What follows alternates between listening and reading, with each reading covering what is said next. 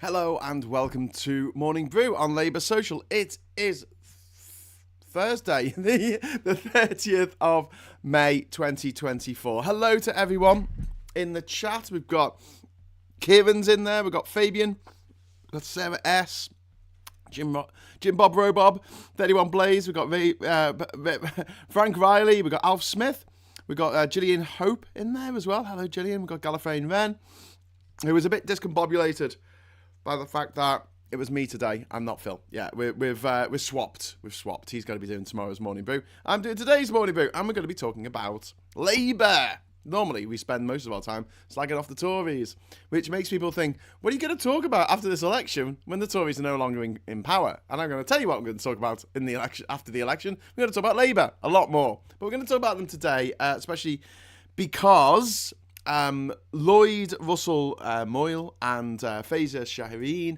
and Diane Abbott have all been effectively deselected as candidates for the Labour Party, reportedly, in the case of Diane Abbott.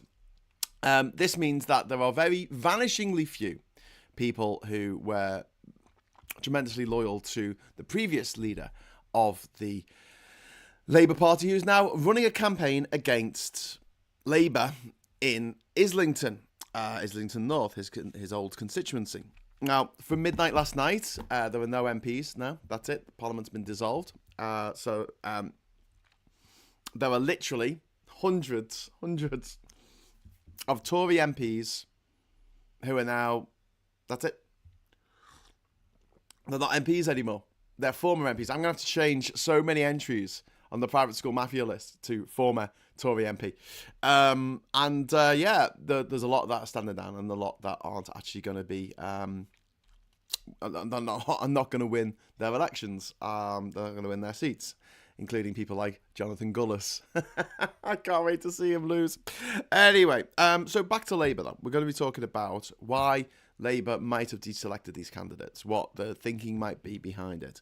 So with Lloyd Russell-Moyle, I get this in that they wouldn't want him standing because he was one of the people, or the person, perhaps, who shared a link to an unredacted internal report made by the Labour Party at the time, between 2016 and 2019, about their response to anti-Semitism.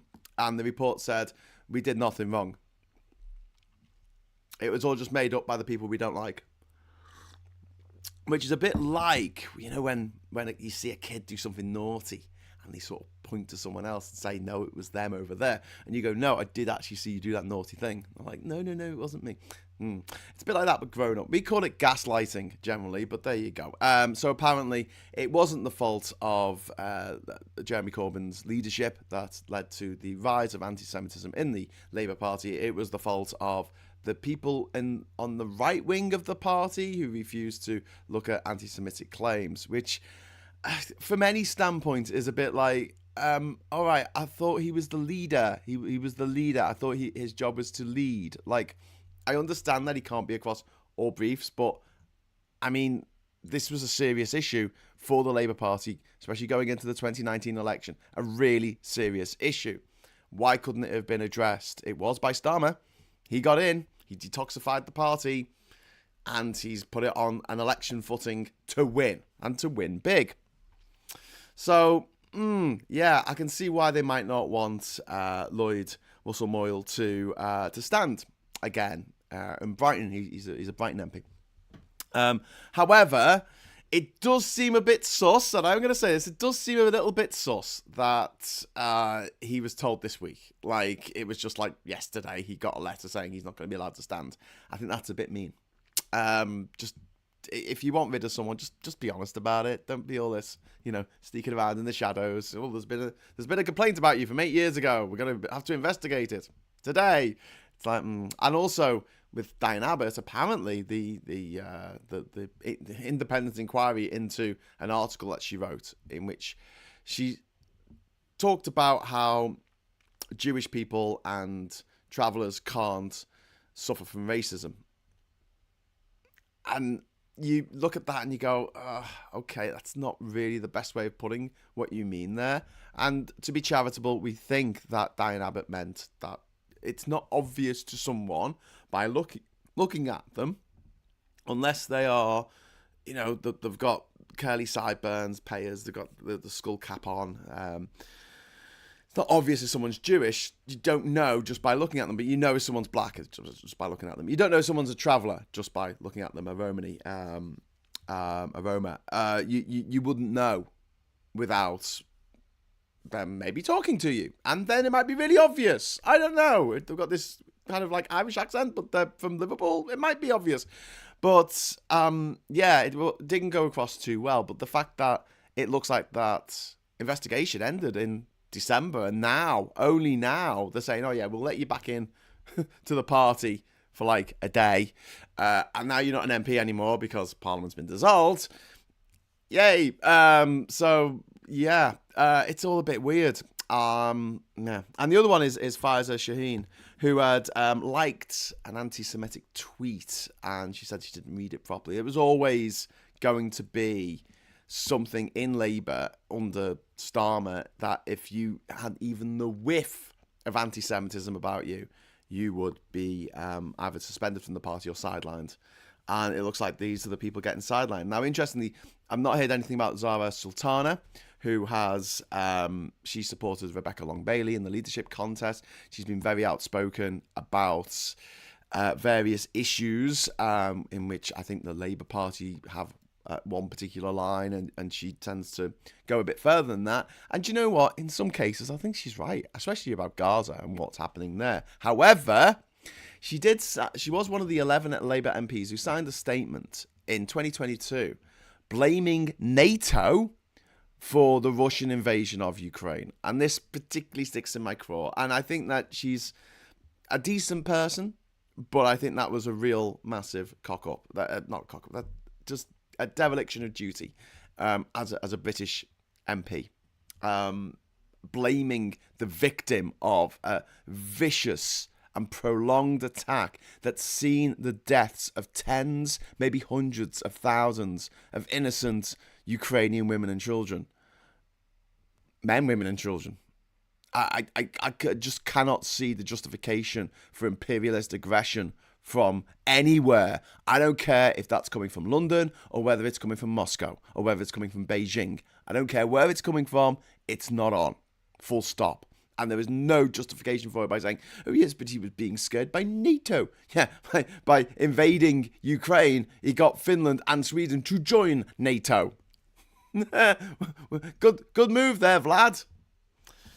Anyway, so I want to know what you think about this. So do you think this is a good thing? Because I'm going to come on to Jeremy Corbyn standing in as an independent in a moment, which I think is a really good thing for Labour. And I'll explain in a moment. But first of all, I'm going to read some of your chats. Phil called Diane Abbott a coward, bully, racist, and a liar on a comment on his YouTube channel. Does she deserve that? Says Roisin. I don't think she does, but you'll have to talk to Phil about that. He'll be doing the show tomorrow. You could ask him directly. I don't know if I know enough about it. Oh, bloody hell. Ivan, thank you. Just before I go any further, just an absolutely massive super chat has just appeared from Ivan. Thank you so much. My super chat animation's not working properly. Oh, it's gone to the morning brew animation. Great. I love it when I panic and things go wrong. There you go. That actually came up. Ivan, thank you. I haven't read what you got to say yet, but thank you so much. Wow. Ivan's just dropped a £200 super chat in the chat. Thank you. Thank you. That is, wow, incredibly generous. Wow. Thank you. I'm going to need a moment. Hang on. Graham, I need some advice, please. I specifically told the local Tory office for Ipswich to stop sending Tory leaflets to my address. Unfortunately, yesterday I got one through the door. It's very distressing to me because I have autism and severe mental illness. What can I do? I don't know if there's anything you can do about this except for put a sticker on your door or just put a note on your door saying no canvassing material. I don't think, or specifically no Conservative or Reform canvassing material, because they or just, I don't know, seal up your letterbox for a couple of weeks. But yeah, it is difficult. I know when I've been canvassing, and if I've seen like someone's had a sign. This has only happened once, but I think someone had like a sign for reform on their door, and we just didn't bother putting the flyer through the door because there's no point. I mean, so if you see someone who's got a sign in the front of the house that says I'm voting Labour or I'm voting Lib Dem, to actually flyer them, I just think it's completely pointless. I think that their minds be made up. Let's just put it that way. But yeah, if I were you, I'll put a sign saying no Tory canvassers, and like maybe a little thing that says Tories rot in hell or something like that, or whatever. Maybe get a dog. No, I'm joking. Don't get a dog. that's not the way to do things. But yeah, I know that this is an issue with canvassing, but don't forget as well, Ivan, when you stand as an MP in any given constituency, when you're a candidate, you are allowed to make one leaflet that goes to every home in the constituency, and each person who's standing, whether they be independent or part of a party, are allowed to do that, and it's free. And it's one of those things that you're allowed to do as part of your election campaign, is to send a leaflet to everyone in your constituency saying hello. So yeah, it might be that as well. Sarah Davis is saying, wow, Ivan. Frank Riley saying, wow. Megan Leake saying, I'm sorry you have those issues, Ivan. Yeah, so am I. I mean, that is really difficult when you don't want to have that. My nephew's autistic, and I know how difficult it is when something puts you off your stride, and I can see exactly what you're getting at there by going, don't want this Tory propaganda through my door into my home, and I can see how that could put you off your stride for your whole day. I could definitely. Thank you very much. Marza says, is that a mistake? Decimal point in the wrong place. No, Ivan is incredibly generous. This isn't the first time Ivan's made an incredibly huge super chat, so thank you. Thank you so much, Ivan. And if you want to ask any more questions, Ivan, I'm all yours for the rest of the show. Absolutely. Alf Smith says, sue them for harassment. Dr. Dark Matter says, wow, Ivan, nice. Shout out to Ivan. I have autism and I freak out when I get spam calls.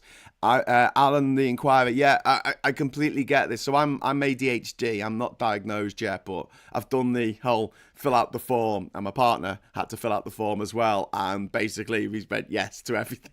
Or like, you have to say how often things happen. It's like often, all the way down the chat. But because of the Tories and the absolute glut of the not the glut, that's the wrong word for it. Well, there is a glut. There's a backlog of cases for doctors and mental health practitioners to look at. I've been waiting now for 8 months now for a diagnosis. But I completely get that, where something will happen to me in a day that completely puts me off my stride, and it's really difficult to refocus after that thing, and it can be really minor, and other people go, well, why is that a problem? And you're like, I don't know, it just is, I can't help it. Gary, thank you very much for the £5 super chat, mate. I have a no Tory junk mail on my letterbox. Nothing from them has come to me. Brilliant, Gary. Yeah, that's definitely what I would do. Put that on. Funnily enough, I've not had anything through the post from the Warbling Gammon Nick Fletcher, at least yet. The Warbling Gammon. We should do that. We should do like a little, a mock coffee table book called like the Warbling Gammon of the British Isles. It's all pictures of these MPs for the Tory party. And we're no longer Tory MPs, apparently. Let's have a look. So, Alan the Inquirer says that if they're via the post office, the post is obliged to deliver them, sign or not. Yeah, that's what I was saying about there is going to be at least one document that you will get, a flyer through the post from each candidate, which will come through the Royal Mail, which is now owned by a Czech billionaire, by the way, which everyone was trying to tell me yesterday as I was doing the chat. Ivan says, thanks, Graham. No, thank you, mate. Thank you. Sean said, indeed, you are a legend, mate. I too have mental health issues. If you ever need a friendly ear, I'm all yours. That's from Sean's Streeter. I got Pikachu in the chat saying, I'm planning to go about my constituency soon, but given what has happened, I will have to go out like Finchley and Golders Green or Chipping Barnet until the situation in Chingford is resolved. Lucy says, I just filled out the ADHD form. I got lots of oftens. Yeah. It was funny because Catherine said to me, my partner, she says, do you want to have a look at what I've written for you? And I was like, yeah, because she thought that I might get upset about what she'd written. And then I showed her what I had written on mine. It was exactly the same. And she's like, yeah, okay. At least I have some level of self-awareness. Unlike someone I'm going to talk about in a moment. Michael Warner, you don't messes up my week when Phil and Graham swap stream days. Who knows what day it is now, says Michael Warner. I'm sorry, mate. It's half term. Marza Jenna Burnside Graham. Do people with postal proxy votes need to reapply? It says since the 31st of the 10th, 23, that you need provable ID to apply. Help. I don't think that you need ID for postal votes. I don't think that you need... from what I understand, you don't need them. And I've not heard anything other than that. But if you say that you need to prove ID to reapply... I'll look into it, Marza. I'm just gonna write postal votes, and I'll let you know. ID. Okay. Made Graham laugh. My day is made. My work here is done, says Caliphane Man. Thank you. We've got Punninator. Thank you very much for the £5 super chat there, mate. I had my Tory MP hopeful canvas yesterday, distracted him with a 10-minute chat, and then played Things Can Only Get Better as he left. He looked deflated. Brilliant. Yeah, worth bearing in mind that if you have someone, a conservative come to your door, keep them talking. Because the longer than, well, if you've got the time, or the energy, or the will, keep them talking, because the longer you keep them talking, that's less time they get to talk to anyone else. And they're not going to change your mind.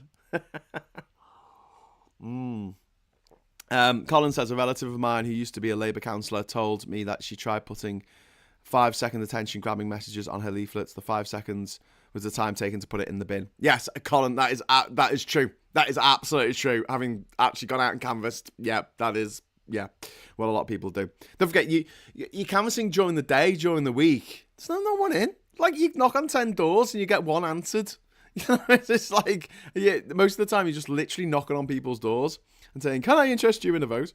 Anthony Fisher, thank you very much. Everyone's been so generous today. Maybe it's because the weather's nice. Is the weather nice where you are? I'm in Scotland, and it is absolutely cracking the flags outside. It's going to be a nice day for a change. Most of the holiday's been wet. Not windy, just wet. But today looks like a stonker. Thank you very much to Anthony Fisher there. Side note for how to fix better post-diagnosis care following autism, etc. diagnosis. I emailed you the other day, but I don't know if it went through. Anthony, I think I did get that. I don't know. I got a few emails through my website, but I'll look into that, mate. Thank you very much for the super chat as well. Yeah, post diagnosis care, and also better post diagnosis care. Also better post operation care. You are just kicked out, and better birthing care as well. So when I was born in the 1970s, it was quite common for women to spend a few days in the hospital after up to a week. Even if nothing had gone wrong and everything had come out fine, and there's no need for a cesarean or anything like that. No complications, I should say. I didn't say anything going wrong. Without any complications, you'd still stay in the hospital for up to a week. Whereas now, it's literally shunted out the next day. It's like, right, go, piss off. We got to make room for the next person coming in. For the next baby we need to catch. Marza Jenna Burnside says, thank you, Graham. For UKG, it says you need ID to apply for postal proxy voting, and that now only lasts 3 years. Tories rigging the system? ? Yes. You don't even need a question mark. It is just a statement. The Tories are rigging the system. They admitted it. that horrible haunted pencil himself, Rees-Mogg, he gave a speech and he said we tried to rig the election and it backfired because loads of old people turned up to vote and they didn't have ID and they got turned away and they would have voted for us otherwise. They're blatant about it. Right, anyway, finish me tea. Let's move on.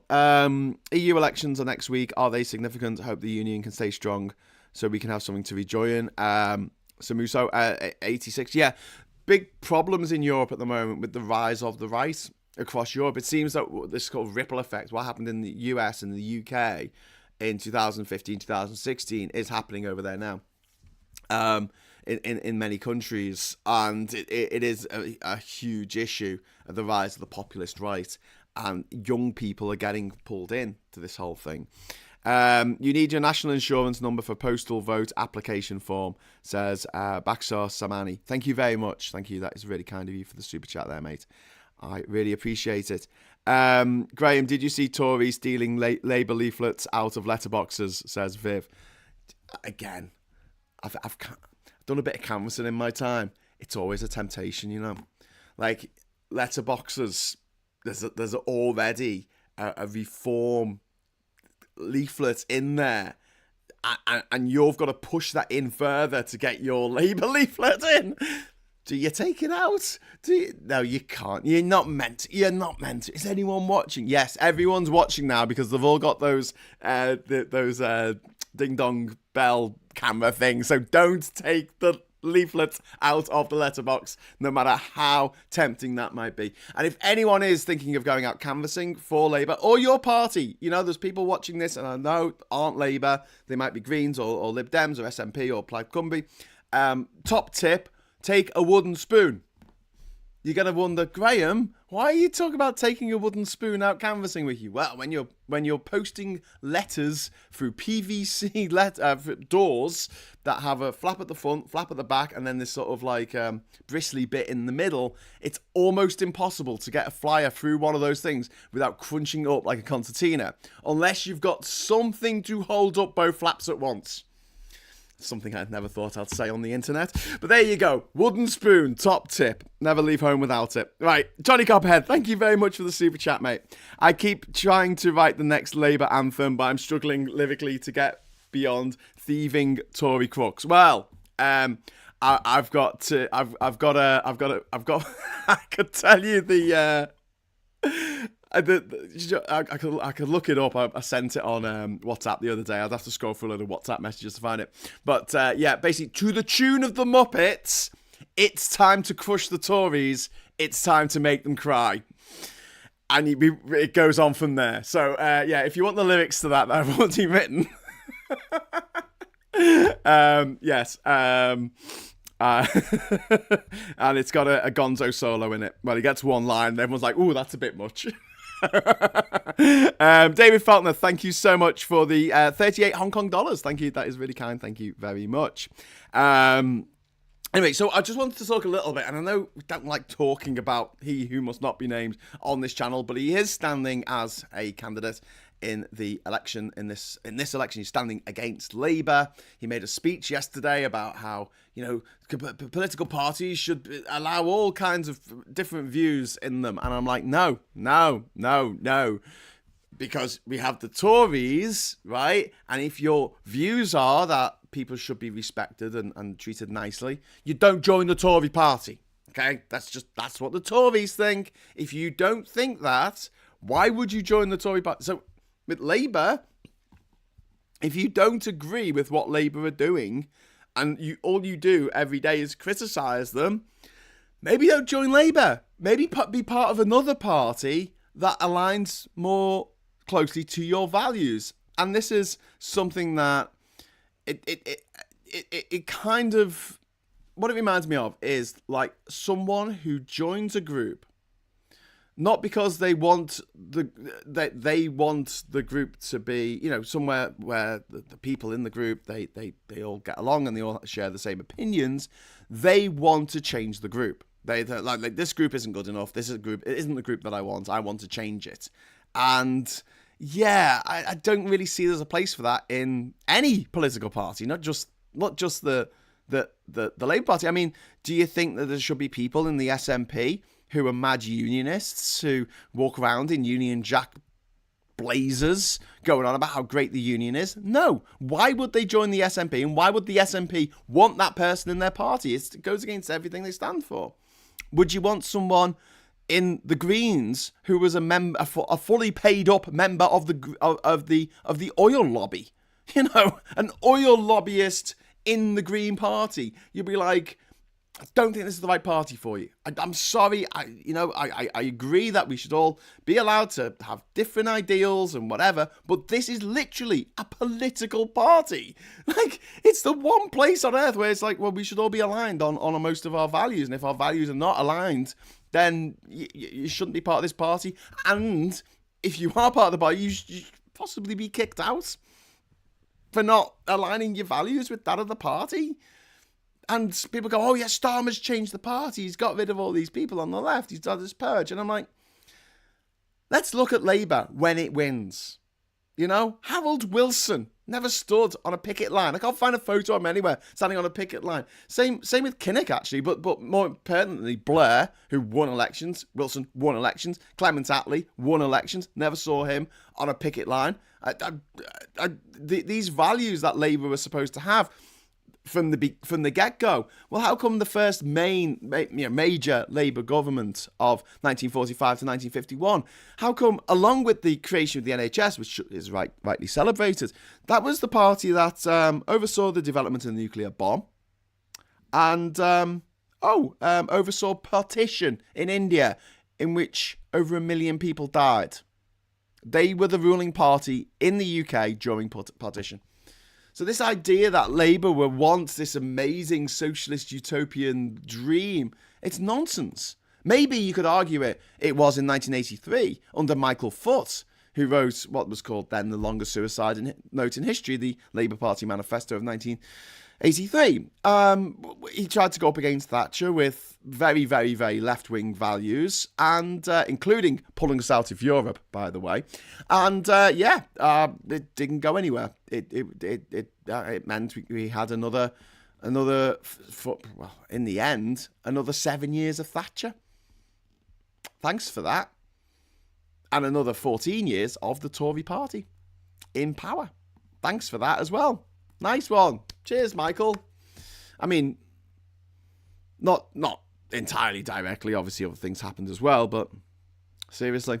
And the fact that it took so long after the 1983 election to make Labour electable again, that's remarkable, because they weren't electable in 1992 under Kinnock for some reason. Like, they should have won that election. Everyone thought they were going to win that election, and then they didn't win that election. And everyone was a bit shocked. Like, why didn't they win? That's how long it took. Now, Starmer's managed to turn Labour around in 4 years, which is very, very impressive. He's managed to make them look electable to people who are not already part of the... don't say cult. Part of the group of people who think that Labour should be in government, shall we say. They're not necessarily part of that, but he's made Labour... He's taken the fangs out of Labour in terms of scaring people. He's not a scary monster anymore that's going to come and take your children away. The only people whinging at the moment are the parents of kids going to private schools. But we tried to cover that, me and Terry Christian, on Tuesday. We didn't get very far. Terry likes to talk. But we'll be having another discussion next week, I think. So stay tuned for that. Ivan, another £10 super chat. Oh my God, thank you. You're being far too generous today, Ivan. I really appreciate it. That is incredible. Thank you. Labour brought in the Autism Act in 2009, and since the Tories have been in government, this is another area where they've done absolutely nothing. There is no adult autism support services. Yeah. Now, I try not to mention this too much because it is genuinely upsetting, but I lost a friend a few years ago, and it was during lockdown. It was during COVID. It wasn't because of COVID. He didn't die of COVID, but afterwards, things with a relative of his, and she said to me that she thought that he might have had autism all his life, and it was just never diagnosed. And as soon as she said that, a lot of things fell into place for me. I'd never considered it because, I mean, I grew up in a generation where adults couldn't have ADHD. Adults didn't have them. So if you were prescribed Ritalin in the 1980s, 1990s, you were prescribed Ritalin as a kid because of your ADHD, that prescription stopped at the age of 16 because they said, oh, no, ADHD doesn't exist in adults.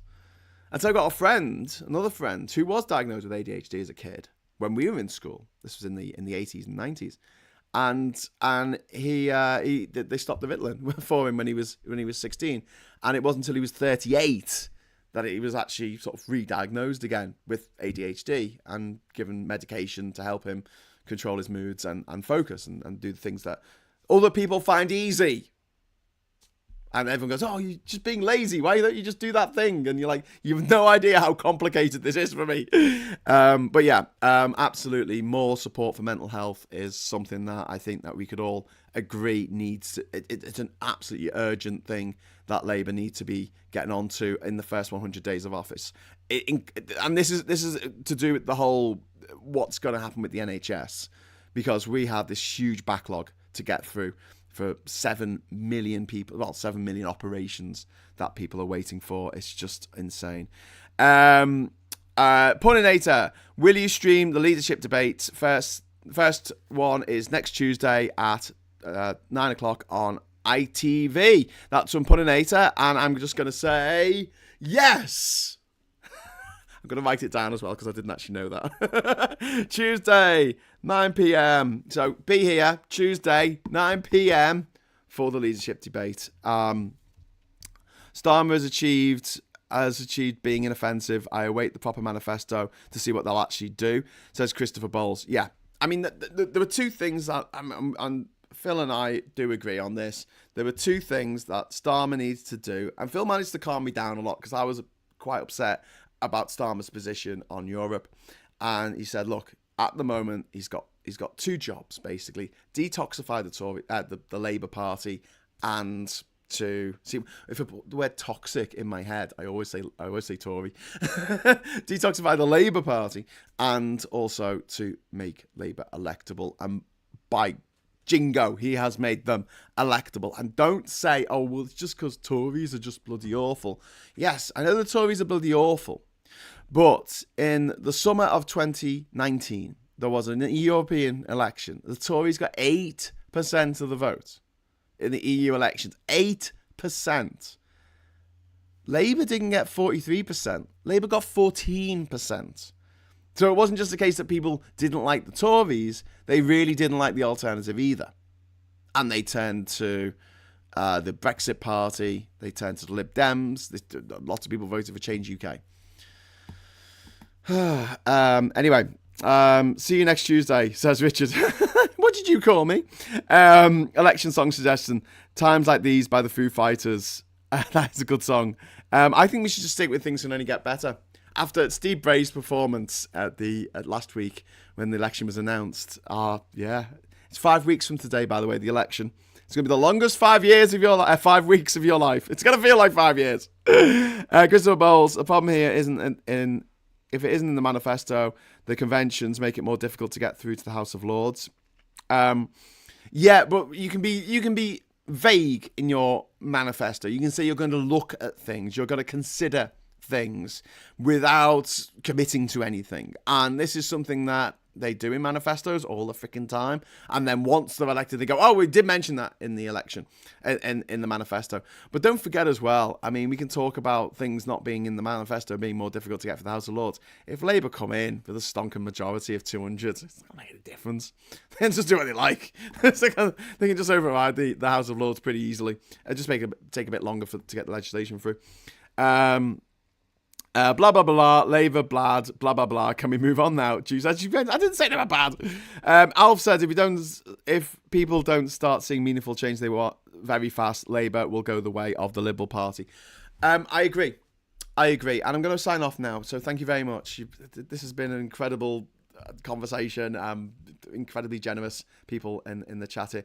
But yeah, there's two things actually I want to just say before I go. First of all, I don't have time to do the paper review. Damn. It's always the highlight. Look at Aid Thompson's pay-per-view review. It's always funnier than mine anyway. The one thing I was going to say about Jeremy Corbyn standing in Islington, this is actually really good for the Labour Party. He might win, and then he'll have to sit on the benches with the Tories for the next 5 years. Fun. On the opposition benches. And also, it shows to people who aren't necessarily that engaged in politics, that is the vast majority of people, that Labour has changed. Labour is not the party of Jeremy Corbyn anymore in any way, shape or form. So much so that the man himself is standing against Labour. I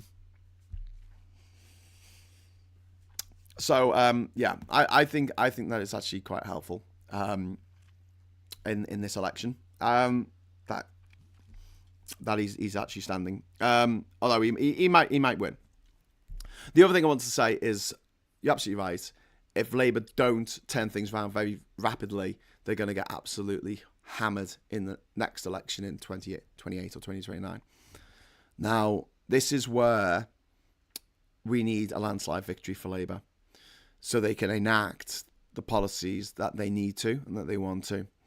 And we're going to just have to give them the benefit of the doubt about this. I don't think they're going to bring in stuff as tyrannical or as evil as the Tories, because there will be a hell of a pushback amongst Labour members and Labour MPs and the unions, who are all going to be on to Labour to actually make people's lives better, make ordinary people's lives better, which the Tories do not want to do.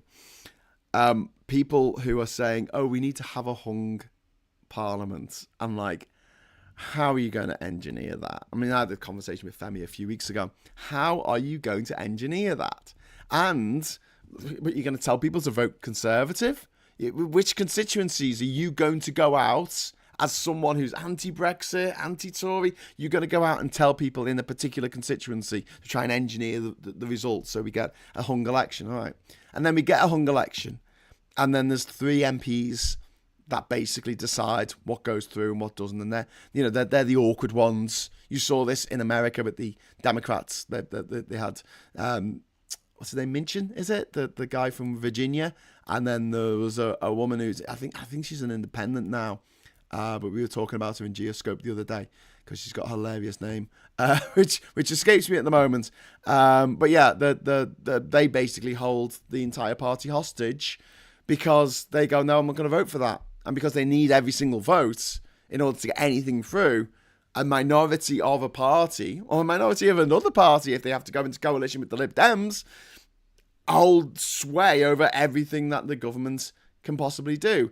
Labour will be hamstrung at every opportunity to try and do something radical, different, something that will actually make things better. And because it doesn't go far enough, or because it goes too far, or whatever it is, you're giving a lot of power to a very small number of people. And Labour won't get stuff through. And then they'll get absolutely battered in the next election. And the Tories will come back, more horrible than ever before, perhaps with Suella Braverman as leader. Could happen. Anyway, so